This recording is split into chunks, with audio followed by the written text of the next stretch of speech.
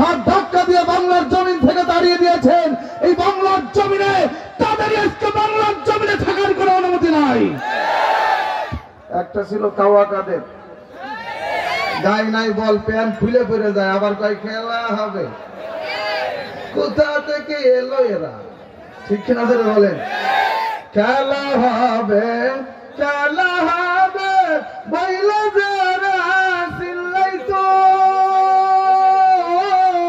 তারাই তো নকশারিয়া, তারাই তো দেশারিয়া, ভারত গিয়া পালাইলো কাওয়া কাদের পালায়া গেল, খুঁজে তারে পাইলাম না। খুনি হাসিনা উড়াল দিল, আর তো ফিরে আসলো না। ঠিক কিনা বলো?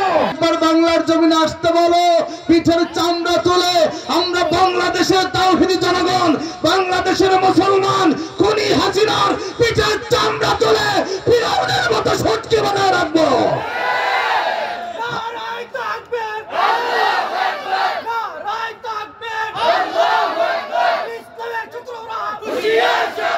বাংলাদেশের মুসলমান তৈরি হও। আল্লামা মামুনুল হক তোমাদেরকে আহ্বান করছে, মিজানুর রহমান আজহারিরাম তোমাদেরকে আহ্বান করছে। বাংলার জমিনে তন্ত্রমন্ত্রের দিন শেষ, ঐক্যবদ্ধ হও, হাতে হাত রাখো। আগামীতে বাংলার জমিনে কোরআনের রাজ কায়েম করে ঘরে ফিরবো। ঠিক না ধরে বলো? ও আমার যুবক বন্ধুরা, এই বাংলার জমিনে আমরা 1971 সালে রক্ত দিয়ে জীবন দিয়ে দেশকে স্বাধীন করেছি। 2024-এ জুলাই আগস্টে রক্ত দিয়ে জীবন দিয়ে দেশকে স্বাধীন করেছি। যদি প্রয়োজন হয় হক্কানি আলেম ওলামাদের তত্ত্বাবধানে বাংলার জমিনে কোরআনের রাজ কায়েম করতে হবে। এই জন্য যদি আলেমদের পক্ষ থেকে ডাক আসে, প্রয়োজনে রক্ত দেব, জীবন দিব। কারা কারা তৈরি আছে? তুই হাত গালে দেখাও।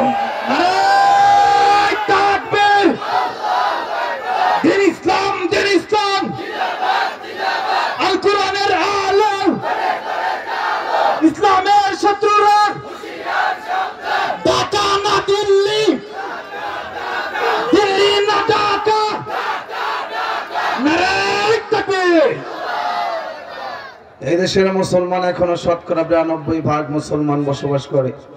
এই জমিনের ভিতরে এখনো 50,000 মাদ্রাসা রয়েছে, 3,30,000 মসজিদ রয়েছে। মুসলমানের জমিন, কোরআন হাদিসের জমিন, টুপি দাড়ির জমিন, পীর আউলিয়ার জমিন। এই বাংলার জমিনে সমাজতন্ত্র দেখেছি, গণতন্ত্র দেখেছি, লেনিন কার্ল মার্কস মাও সেতুংয়ের আদর্শের রাজনীতি দেখেছি, শান্তি খুঁজে পাই নাই। আল্লাহর কসম করে বলি, যদি শান্তি পেতে চাও বাংলার মুসলমান, কোরআনের কোনো বিকল্প নাই। অতএব সকলে আমরা তৈরি হতে চাই।